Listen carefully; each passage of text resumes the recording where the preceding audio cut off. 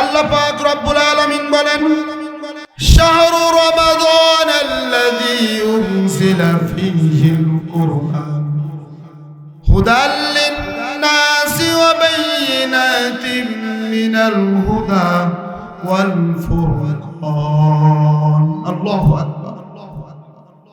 আল্লাহ তাআলা মাকে রমাদান মাসে আল কোরআনকে নাযিল করেছে। আর যে কোরআনটা সত্য এবং মিথ্যার মধ্যে পার্থক্যকারী, সত্য আর মিথ্যার ভিতরে পার্থক্যকারী কোরআন ছাড়া কোনো গ্রন্থ নাই। জীবনে মানুষ যত গ্রন্থই আমরা পড়েছি এবং লিখেছি, কেউ কোনোদিন একেবারে সঠিক এবং সহিহ করে কেউ লিখতে পারে নাই। এই জন্য আল্লাহ পাক রব্বুল আলামিন বলেন, কোরআন ও দাবি আর যেই মাসটা আমি নাযিল করেছি এই মাসটাও তো দামি মাস। এই মাসে যদি আমরা আল্লাহ তাআলার হুকুম অনুযায়ী যদি আমরা মাহে রমজানের রোজাগুলি যদি আমরা পূরণ করতে পারি, যদি আমরা 30টা রোজা যদি পরিপূর্ণভাবে কামা হকভাবে যদি আদায় করতে পারি, আমার আল্লাহ তাআলা বলেন এই মাহে রমজানের তোমাদের আমলের প্রতিদান আল্লাহ তাআলা নিজ কুদরতি হাত দ্বারা আমাদের দিয়ে দিবে। আল্লাহর পয়গম্বর বলেন, ক্বালা রাসূলুল্লাহি সাল্লাল্লাহু আলাইহি ওয়াসাল্লাম, মান সামা রমাদানা ঈমানান ওয়া ইহতিসাবান গুফিরা লাহু মা তাকদ্দামা মিন যামবিহি। আল্লাহর পয়গম্বর বলেন, যে ব্যক্তি মাহে রমজান মাসের রোজা রাখবে, আমার আল্লাহ তাআলা তার পূর্বের সমস্ত গুনাহগুলি আল্লাহ মাফ করিয়া দিবে। দুনিয়ায় এমন কোন নজির নাই যে আপনি মাহে রমজান ছাড়া অন্য একটা মাস সারা মাস রোজা রাখবেন আর আল্লাহ তাআলা আপনার পূর্বের সমস্ত গুনাহগুলি মাফ করবে। এই জন্য আল্লাহ পাক রব্বুল আলামিন বলেন, মাহে রমজান মাসের রোজাগুলি পুরা করবে। এই মাহে রমজানের রোজা রাখার পরে বান্দা মৃত্যুবরণ করবে, আর আমার আল্লাহ তাআলা বলেন বান্দা মৃত্যুবরণ করতে তার দেরি হবে, আমি আল্লাহ তাআলা ওই বান্দাকে আমার জান্নাত দিতে আমি দেরি করব না। এই জন্য আমাদের সামনে যে মাসটা আমাদের মাঝে আগমন করবে, এই মাসটা 12 মাসের ভিতরে সর্বশ্রেষ্ঠ মাস। যেই মাসে আল্লাহ তাআলা মানুষের প্রতিটা নেক আমলকে 1 থেকে 70 গুণ বৃদ্ধি দিয়া দেয়। আমার আল্লাহ তাআলা বললেন, মৃত্যুর পরে বান্দার জন্য 2টি জিনিস সুপারিশ করবে। 1 নাম্বার, যেই বান্দাটা বেশি বেশি কোরআন তেলাওয়াত করবে, ওই বান্দার জন্য ওই কোরআন তার জন্য আখেরে আদালতে কঠিন সময়ে সুপারিশ করবে। আল্লাহর পয়গম্বর বলেন, নিসবান লিল আবদি আসসিয়াম আল কোরআন। এই যে কবর ভয়াবহ জায়গা, সেই জায়গায় আমি তুমি যখন গ্রেফতার হয়ে যাব, ও আমার মুসলমান ভাইরা, ও আমার বাবাজিরা, সুন্দর করে শুনিয়া লও, এমন একটা মাস আমাদের মাঝে আসবে, ওই মাসের আগে একটা রোজা আপনি রাখবেন। আমার আল্লাহ তাআলা একটা রোজার কারণে মাহে রমজান মাসের কদর করার কারণে আমার তোমার জীবনের পূর্বের সমস্ত গুনাহগুলি ক্ষমা করিয়া দিবেন। সুবহানাল্লাহ। আর যখন আপনি মৃত্যুবরণ করবেন, কবরের ময়দানে আপনার কবরে আযাব শুরু হয়ে যাবে। এমন মুহূর্তে আমার আল্লাহ তাআলা ওই যে মাহে রমজানের রোজাগুলি আপনার কাছে পাঠায়া দিবে। আর রমজানুল মুবারক বলবে, এই জাহান্নামী ফেরেশতারা, তোরা কই যাস? আমার এই বান্দার কাছে যাওয়া যাবে না। বলে, এই বান্দার কাছে কেন যাইব না, কেন যাইব না, কেন?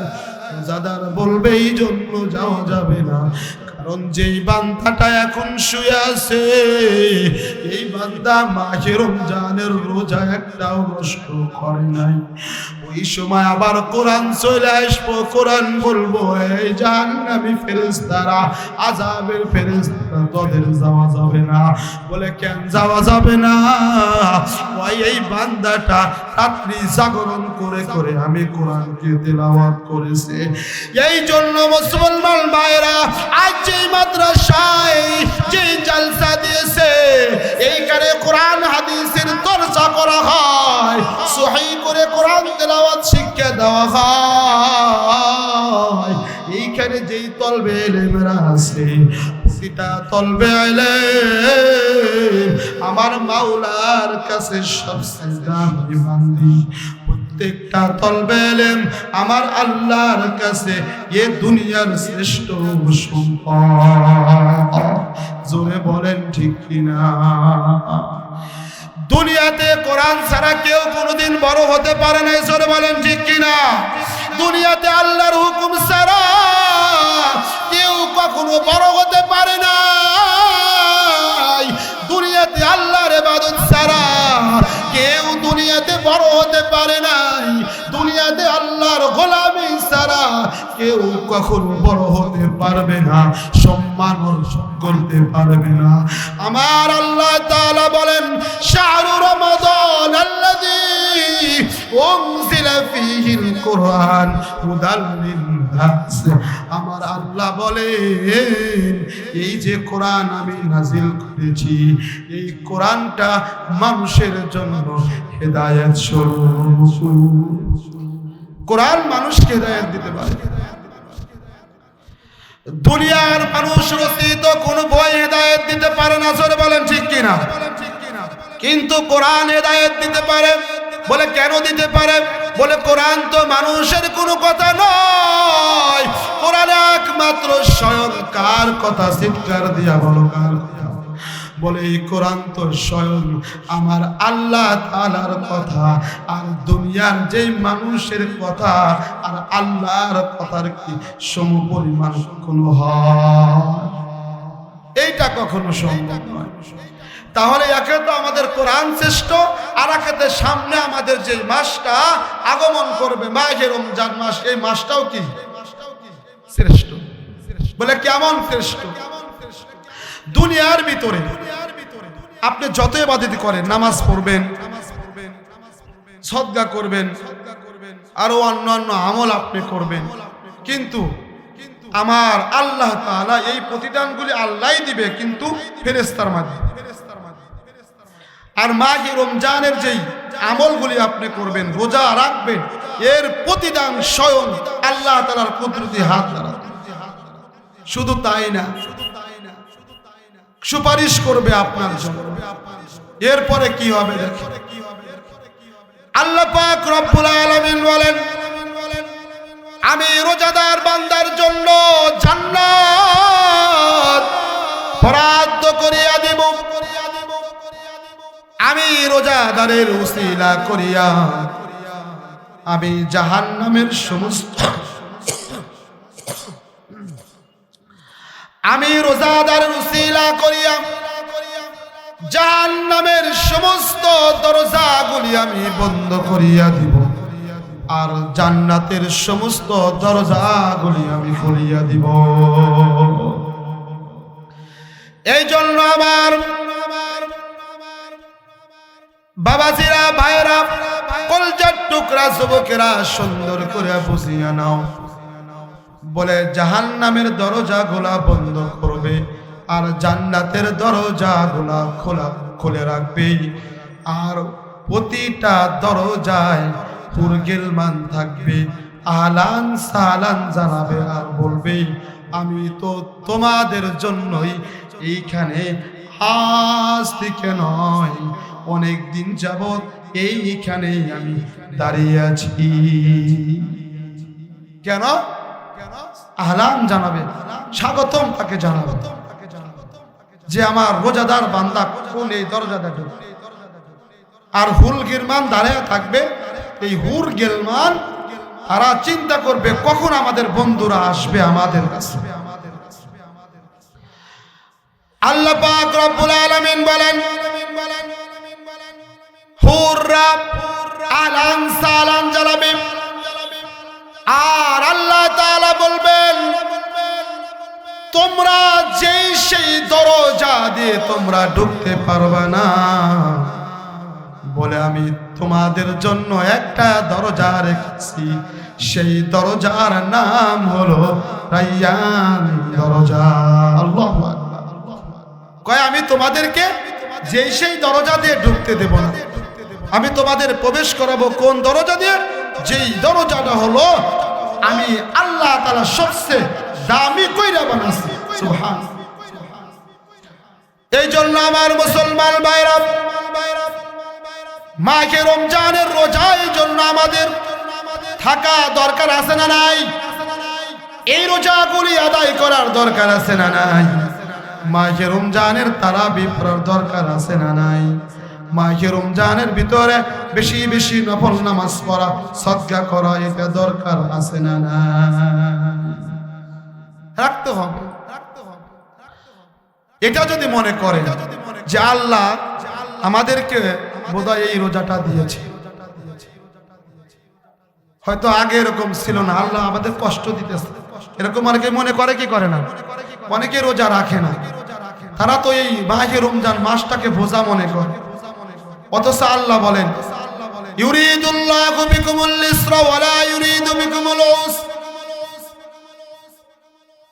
আমি আল্লাহ তাআলা বান্দার জন্য কোনো আমলকে আমি কঠিন করি নাই।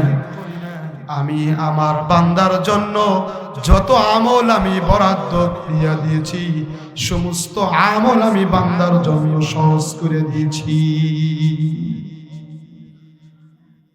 আর আল্লাহ তাআলা শুধু আমাদেরকে রোজা দেন নাই, আল্লাহ তাআলা সূরাতুল বাকারার ভিতরে বলেন ইয়া আইয়ুহাল্লাযীনা আমানু কুতিবা আলাইকুমুস সিয়ামু কামা কুতিবা আলাল্লাযীনা মিন ক্বাবলিকুম লাআল্লাকুম তাত্তাকুন। আল্লাহু আকবার। আল্লাহ তাআলা বলেন হে লোক সকল, আমি তোমাদের উপর যেই রকম রোজা আমি ফরজ করেছি,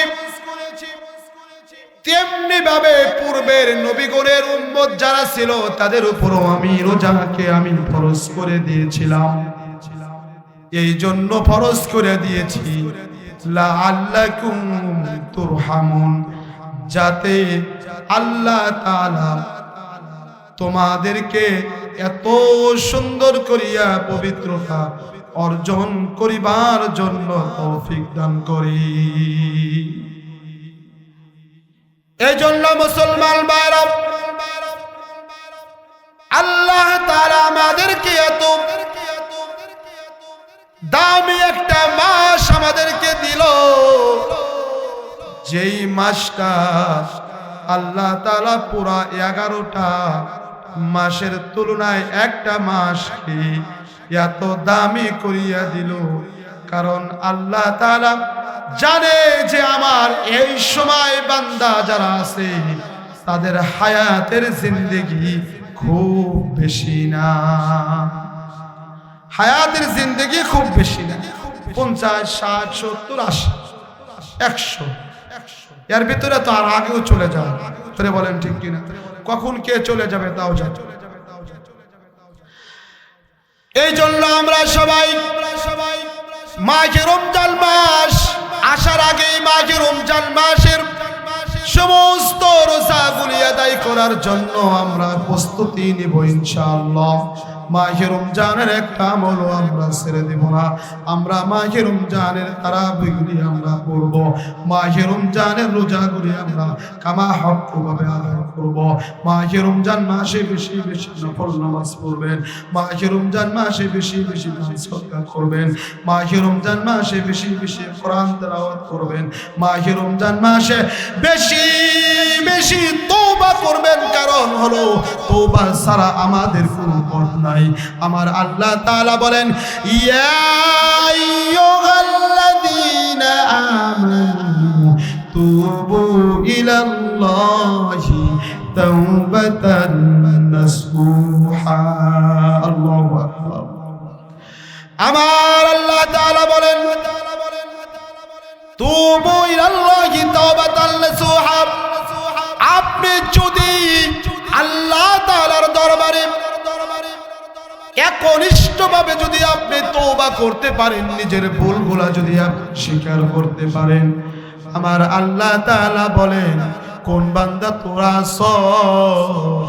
যে আমি আল্লাহর কাছে ক্ষমা চাইবি আর আমি আল্লাহ তাআলা তাদেরকে ক্ষমা করিয়া দিব। ও আমার বাবাজিরা, ও বেলকুচিবাসী, সুন্দর করে শুনিয়া নাও। মাহে রমজান মাস এই বছর আমি পাবো কিনা এটাও জানি না, কিন্তু যদি আমি পাই, এই মাস যদি কদর না করি, সামনে আবার পাবো কিনা এইটা কিন্তু বলা যায় না। এই জন্য আমরা সবাই আল্লাহ তাআলার জন্য, আল্লাহ তাআলাকে রাজি খুশি করার জন্য মাহে রমজানের কদর করব তো ইনশাআল্লাহ। মাহে রমজান মাস এমন একটি মাস, যেই মাসে আল্লাহ তাআলা বান্দার ইবাদত করবে। বান্দার ইবাদত করার জন্য আল্লাহর পয়গম্বর বলেন, যাতে শয়তান ধোঁকা দিতে না পারে, এই জন্য শয়তানকেও শেকল দ্বারা, বেড়ি দ্বারা বেঁধে রাখতে হবে, যাতে কোনো বান্দার কোনো প্রবলেম না হয়। যে আমার বান্দা রোজা রাখবে, আমার বান্দা আমল করবে আর শয়তান ধোঁকা দিবে, এরকম জানি না। তাই আমরা সবাই মাহে রমজানের কদর করব। মাহে রমজান মাসকে যদি আমরা আল্লাহ তাআলার গোলামি যদি আমরা সঠিক মতো করতে পারি, আমার আল্লাহ তাআলা আমাদের আমল নামায় একটা নেকি আপনি করবেন, আল্লাহ তাআলা 70টি নেকি আল্লাহ আমাদের আমল নামায় দান করবেন। মাহে রমজান মাসে একটা কোরআন খতমের আপনি একটা কোরআন খতম করবেন, আল্লাহ তাআলা মাহে রমজান সারা 70টি কোরআন খতমের সওয়াব আপনার আমল নামায় দিয়ে দিবে। মাহে রমজান মাসে আপনি 1 টাকা দান করবেন, আল্লাহ তাআলা মাহে রমজানের বাইরে আপনি 70 টাকা দানের সওয়াব আল্লাহ তাআলা আপনার আমল নামায় দিয়ে দিবে। এই জন্য মুসলমান ভাইরা, মাহে রমজান মাসে যেই আমলগুলো বেশি বেশি করবেন, তার ভিতরে 1 নম্বর আমল হলো কোরআন তেলাওয়াত আর তওবা বেশি বেশি আপনি করবেন। কোরআন তেলাওয়াত করলে কি হয়? আল্লাহ বলেন, ইন্নামাল মুমিনুনা আল্লাযীনা ইযা যুকিরাল্লাহু ওয়াজিলাত কুলুবুহুম ওয়া ইযা তুলিয়াত আলাইহিম আয়াতুহু যাদাতুহুম ঈমানা না। আল্লাহু আকবার। আল্লাহ তাআলা বলেন, হ্যাঁ ঈমানদারগণ, যারা বেশি বেশি কোরআন তেলাওয়াত করবে এবং কোরআন তেলাওয়াত শুনবে, কয় যারা মুমিন, প্রকৃত মুমিন, তাদের সামনে যদি কোরআন তেলাওয়াত করা হয় তারা বাইরে থাকতে পারবে না। জোরে বলেন ঠিক কিনা? এই জন্য যারা প্রকৃত মুমিন তাদের কর্ণকরে যখনই কোরআন তেলাওয়াত যাবে তারা সবাই কোরআনী মজলিসে এসে বসে যাবে। এই জন্য মুসলমান ভাইরা রে আমার, আল্লাহ তাআলা যেই কালামুল্লাহকে দুনিয়াতে প্রেরণ করেছেন, এই কালামুল্লাহ আল্লাহর সমস্ত বান্দাদের মাধ্যমেই আল্লাহ তাআলা পুরা কালামুল্লাহর হুকুম আহকাম সারা পৃথিবীতে ছড়িয়ে দিয়েছে। নবীজির উপর নাজিল হয়েছে সেই কোরআন আমরা পাইছি কি পাই নাই? পাইছি সবাই। আবার আমি যদি না থাকি, আপনি যদি না থাকেন, এই কোরআন চলবে তো? কোরআন চলবে। কারণ কি? এটা আল্লাহ তাআলার কালাম। কিয়ামত পর্যন্ত কোরআন চলবে। কোরআনের কেউ ভুল ধরতে পারবে না। কোরআনকে কেউ অপমান অপদস্থ করলে নিজেই অপমান অপদস্থ। আল্লাহ পাক রব্বুল আলামিন বলেন, এই কোরআন আমি নাযিল করেছি, আমি আল্লাহ তাআলা হেফাজত করব। ইন্না নাহনু নাযালনা যিকরা ওয়া ইন্না লাহু লাহাফিজুন। এই জন্য আমার মুসলমান ভাইরা, কোরআন কার মাধ্যমে হেফাজত করবে? কোরআন আমাদের মাধ্যমে হেফাজত করবে। জোরে বলেন ঠিক কিনা? এই যে আজকে জালিসুর রহমান আমরা এখানে বসেছি, কোরআনের আয়াত শুনছেন, আর আল্লাহ তাআলা আপনার আমল নামায় এক একটা হরফের বিনিময়ে 10 নেকি দান করবে। আল্লাহ পাক রব্বুল আলামিন বলেন, আমি যেহেতু হেফাজত করব আমার বান্দার মাধ্যমে, আর এই জন্যই আল্লাহ তাআলা এইরকম এই যে বেলকুসের ময়দানে যেই প্রতিষ্ঠানটা হয়েছে সুমাইয়া মহিলা মাদ্রাসা নামকরণে, কয় মহিলা মাদ্রাসা আল্লাহর একটা বান্দার অনেক সহযোগিতায়, অনেক পরিশ্রম আর ত্যাগের মাধ্যমে কিন্তু এত দূর এসেছে। তার নাম হলো জনাব মোহাম্মদ আলহাজ আজিজুল হক সাহেব। আল্লাহ তাআলা তার মাধ্যমে এখানে কোরআনকে হেফাজত করে। ছোট্ট ছোট্ট মাসুম বাচ্চারা, ছাত্রীরা কত সুন্দর করিয়া আলিফ লাম মিম, আলিফ বা তা কত সুন্দর করিয়া পড়ে, শের সাথে উঠে। অথচ তাদের এমন বয়স, যদি বাসায় থাকে সকাল 9টার আগে ঘুম থেকে উঠবে না। অথচ এই মাদ্রাসায় পড়ার কারণে প্রতিনিয়ত আজানের আগেই এই তলবে ইলম গুলো কোরআনের জন্য উঠে পড়ে।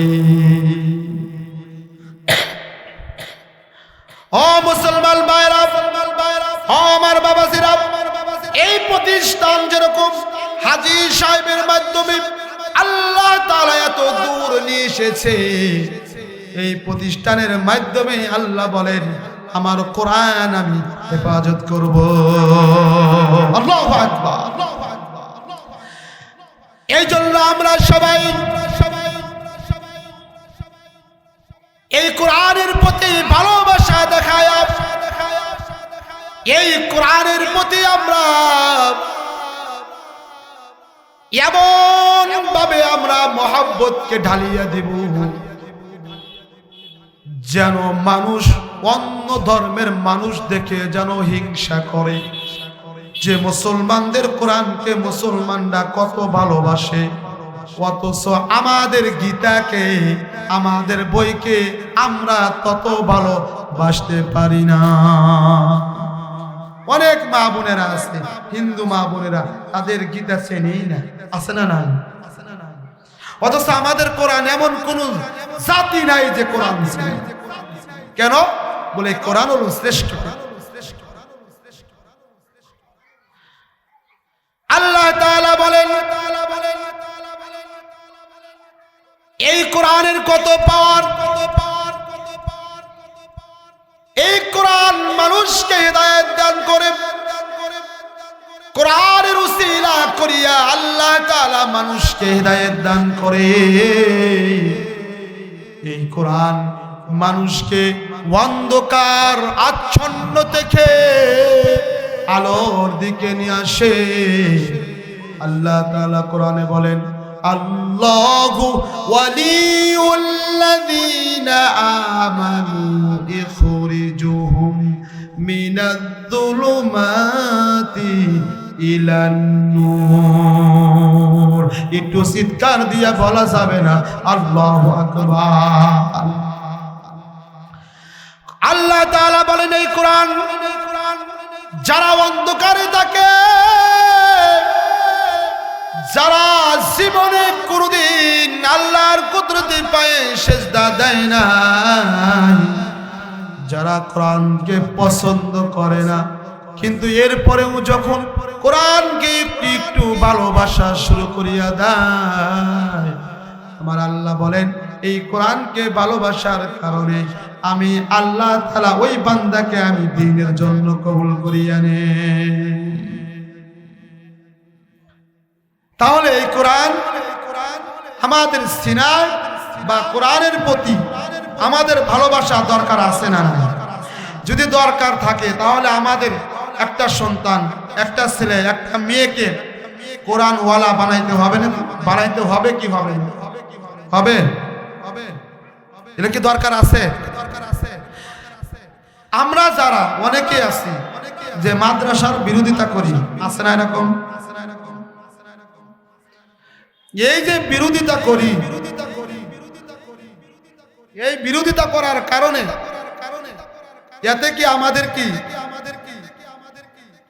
আমাদের আমল নামায় নেকি লেখে না গুনাহ লেখে? কি লেখে? গুনাহ। এরকম অনেকে আছে না যে উলামা ইকরাম দেখে আলোচনা করে,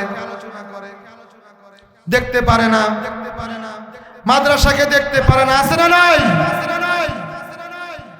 আল্লাহ বলেন যদি কোনো ব্যক্তি কোরআনওয়ালাকে ঘৃণা করে, ওই ব্যক্তি কোরআনওয়ালাকে ঘৃণা করলো না, স্বয়ং আমি আল্লাহর কোরআনকে সে ঘৃণা করলো।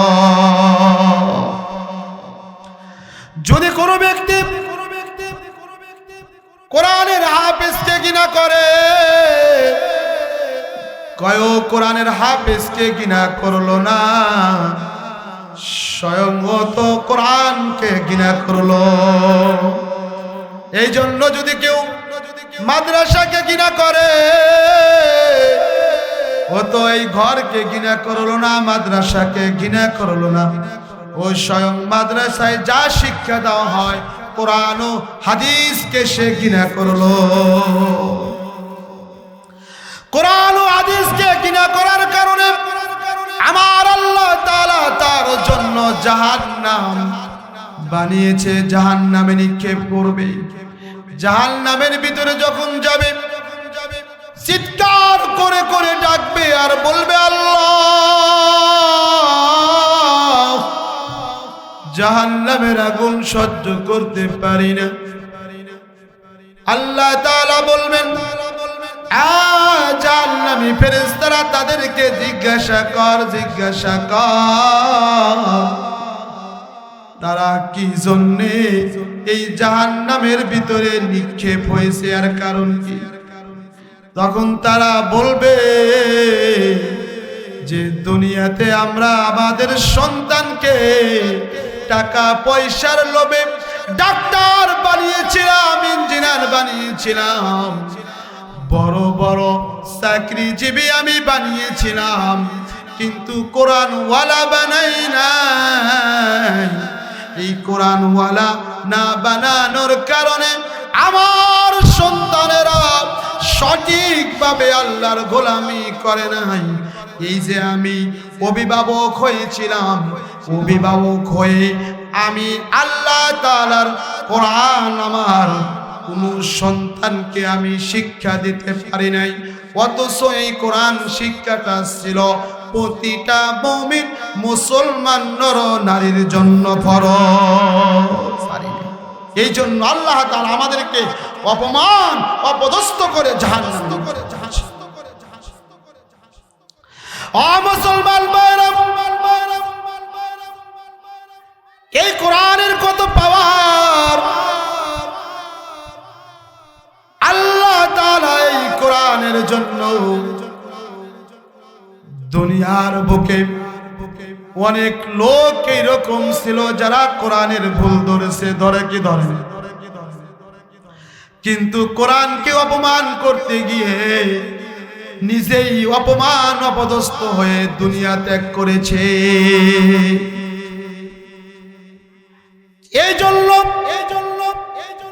আমার মুসলমান ভাইরা, এই মাদ্রাসায় যে তলবে ইলমগুলি আছে, যেই ছাত্রীগুলি এইখানে থাকে কোরআন শিক্ষা করে, হাদিস শিক্ষা করে, এই তলবে ইলমগুলোর জন্য, এই কোরআনের পাখিদের জন্য আমরা সবাই দোয়া করব, আর এই মাদ্রাসার জন্য দোয়া করব আল্লাহ তাআলা যাতে এই মাদ্রাসাকে কিয়ামত পর্যন্ত কোরআনী মার্কাজ হিসাবে কবুল করেন, আর কোনদিন যেন এমন কোন মুসিবত না আসে যাতে কোরআনের পাখিদের আর কোরআন এবং হাদিসের কোনো ক্ষতি হয়। দোয়া করব তো ইনশাআল্লাহ। আল্লাহর পয়গম্বর বলেন, খায়রুকুম মান তাআল্লামাল কোরআন ওয়া আল্লামা, কয় দুনিয়ার ভিতরে সর্বশ্রেষ্ঠ বান্দা, সর্বশ্রেষ্ঠ মানুষ তো ওই ব্যক্তি যেই ব্যক্তি কোরআন শিক্ষা করে আর কোরআন শিক্ষা দেয়। দ্বিতীয় কোনো পথ, আজ জীবনে কোনোদিন শুনেছেন যে আপনার বাবা মারা গেছে, আপনি ফোন দিয়েছেন, ও ইঞ্জিনিয়ার সাহেব আপনাদের অফিসে যে বড় ইঞ্জিনিয়ার আছে তাকে একটু পাঠাইয়া দেন। বলে কেন? বলে আবার বাবা মারা গেছে, ইঞ্জিনিয়ার দরকার। ওই সময় ওই যাকে ফোন দিয়েছেন সে কিন্তু বড় শিক্ষিত, সে বলবো আপনি কি পাগল হইছেন না ছাগল? কেন? ওই ইঞ্জিনিয়ার তখন বলবে না, তোমার বাবা মারা গেছে, এই ইঞ্জিনিয়ার দিয়ে কাজ হবে না, যাও যাও তোমার নিকটবর্তী কোনো মাদ্রাসায় চলে যাও, তুমি একটা আলেমকে ডেকে নিয়ে যাও, কোরআনওয়ালাকে ডেকে নিয়ে যাও, কারণ তোমার বাবার সমাধি, তোমার বাবার শেষ কীর্তি একমাত্র ওলামায়ে কেরাম হাফেজে কোরআন। আর এই যে দুনিয়াতে যাদেরকে আমরা ঘৃণা করি, যাদেরকে দেখে আমরা চোখ মিট মিট করি, মুখটা বাঁকা করি, এরা সারা কেউ পারবে না। পারবেনি? আপনার বাবা মরে গেলে কি ইঞ্জিনিয়ার ডাকবেন? কোন ইংলিশ মিডিয়ামের 1 নাম্বার ছাত্রকে ডাকবেন? ডাকবেন? কেন ডাকবেন না? কারণ তারা তো লক্ষ লক্ষ টাকা কামাই করে, আপনার সন্তানকে তাই বানাইবার চান। হুজুর করে পছন্দ করেন না, হুজুর হইলে কি করে খাইব, হুজুরদের বেতন কত, হুজুররা খায় না, হুজুররা খায়, তোমরাই খাও। জোরে বলেন ঠিক কিনা? হুজুররা যা খায় এটা হুজুর যে না হইছে সে বুঝবে। আমরা তো খাই, পাকায়াও খাই না, আপনারাই পাকা খাওয়ান, আবার যদি না খায় রাগ করেন। খাই খাই আবার মোসাফা করে, করে কি করে না? এই জন্য আমার মুসলমান ভাইরা, আজ যেরকম আমরা সুমাইয়া মহিলা মাদ্রাসায় এসেছি, এই সুমাইয়া মহিলা মাদ্রাসায় অনেক দিন যাবত শত শত তলবে ইলম এইখানে পড়াশোনা করে, এইখান থেকে শত শত তলবে ইলম চলে গেছে। অথচ এমনও কিছু ছাত্রীর গার্জেন আছে, তারা বলে যে এইখানে ছাত্রীকে পড়ায়া আমাদের এত ফায়দা হয়েছে। জিজ্ঞাসা করলাম কি ফায়দা হয়েছে? কয় আমার মেয়েকে পর্দার কথা বলতে হয় না, আমার মেয়েকে নামাজের কথা বলতে হয় না, আমার মেয়েকে কোরআন তেলাওয়াতের কথা বলতে হয় না, আমার মেয়েকে মাথায় কাপড় দেওয়ার কথা বলতে হয় না, আমার মেয়েকে সুন্দর আচরণ করার কথা বলতে হয় না, আমার মেয়ে মানুষের সামনে যায় না, আমার মেয়ে অশ্লীল কোনো কথা বলে না, আমার মেয়ে খারাপ কাজে যায় না, আমার মেয়ে টিভি সিনেমা দেখে না, আমার মেয়ে অন্যায় কোনো কাজে আগ্রহ হয় না। আর যদি আপনি কোরআন হাদিস যদি শিক্ষা না দেন, আপনার মেয়ে মোবাইল কিনে না দিলে আপনাকে সবাই করবে, না বলে আপনাকে অসম্মান করে কথা বলবে। আমাদের মাদ্রাসায় বড় বড় ছাত্রী আছে না নাই? আছে না নাই? একটা ছাত্রীর কাছেও কি মোবাইল আছে? দেখতে পারবেন মোবাইল আছে, কিন্তু আপনার মেয়েকে আপনি গার্লসে পড়ান, কলেজে পড়ান, একটা মেয়েও বাদ নাই সেই মেয়ের কাছে মোবাইল নাই। শুধু তাই না, ক্লাসের ভিতরে গিয়ে স্যার পড়ায় আর এদিক ওদিক তাকায় চ্যাট করে, করে কি করে না? মা ফোন দেয়, গো মা বিটি আমার তুই কোথায়? তোর তো কলেজ টাইম শেষ, তুই কেন বাসায় আইসোস না? কয় আমি একটা বান্ধবীর বাসায় আইছি। না না, ও তো বান্ধবীর বাসায় যায় নাই, ও আর বয়ফ্রেন্ডের হাত ধরিয়া পার্কে চলিয়া গেছে। মিথ্যা কথা বললাম নি? আর এই যে মাদ্রাসা, একদম চ্যালেঞ্জ করে বলি, এলাকাবাসী আছে, কোনদিন দেখছেন নি কোনো একটা ছাত্রী এইখান দিয়া মোবাইল টিপতি টিপতি বের হয়ে গেছে বা একজনের হাত ধইরা বের হয়ে গেছে? বলতে পারবে? একটু জিকির করি লা ইলাহা লা বলি। আপনি স্কুলে পড়ান, এটা আমাদের কোনো বাধা নাই, কিন্তু আপনার মেয়েকে আপনার ছেলেকে কোরআন হাদিসের জ্ঞান দিতে হবে কি হবে না? অনেক মেয়ে এরকম আছে কালেমা জানে না, আছে না নাই? অনেকে আছে নামাজ কিভাবে পড়বে এটা জানে না। এই জন্যই তো মোবাইলে দেখা যায় যে বেপরদায় থাকে, অথচ হুজুরদের বিরুদ্ধে কথা বলে। পর্দার কথা বললে হুজুররা জঙ্গিবাদ হয়ে যায়, হুজুররা উগ্রবাদ হয়ে যায়, হুজুররা নাকি মহিলা করে কোনো কিছুই করতে দিতে চায় না, হুজুররা মহিলা করে ইজ্জত করে না, সম্মান করে না। এই কথাগুলা অনেক আমার বোনেরা কোরআন হাদিস না বোঝার কারণে কয় কি কয় না। আমি মনে করি কোন হুজুরের বউকে আপনি একটু জিজ্ঞাসা করিয়া দেখেন, তারা পর্দায় থাকে, এটা তারা আরো আনন্দ মনে করে। ওলামায়ে কেরাম যেরকম তাদের বিবিদেরকে সম্মান করে, তুমি সেরকম সম্মান করতে জানো না।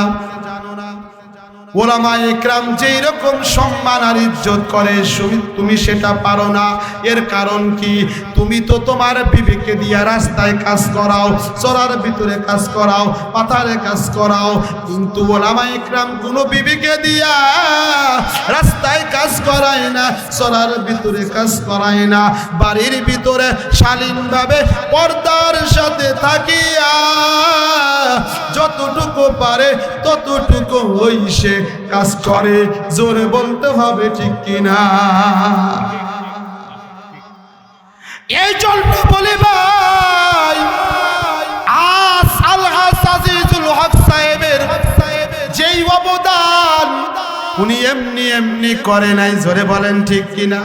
লক্ষ লক্ষ কোটি কোটি টাকা খরচ করেছে। হয়তো আপনি বলতে পারেন হাজী সাহেব পাগল হইয়া গেছে, তার কি দরকার এত টাকা খরচ করা?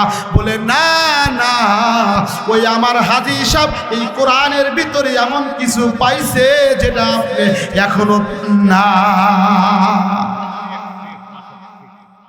যেরকম মনে করেন দোকানে আপনার সন্তানকে নিয়ে গেছেন, সন্তানকে নিয়ে যাওয়ার পরে এমনও কিছু পণ্য আছে ওই পণ্যগুলো আপনি খান নাই, কিন্তু ছোট্ট বাচ্চা ওই পণ্যটা খাইছে। ঘুরা ঘুরাই দেখবেন, বলবো বাবা ওইটা কিনে দাও, আপনি বলবেন এইটা নাও, ও নেয় না। কারণ কি? কারণ কি? তোমার সন্তানটা ওই খাবারের ভিতরে একটা মজা পাইছে, এই জন্য তোমার সন্তান ওই খাবার ছাড়া অন্য কোনো খাবার সে নেবে না।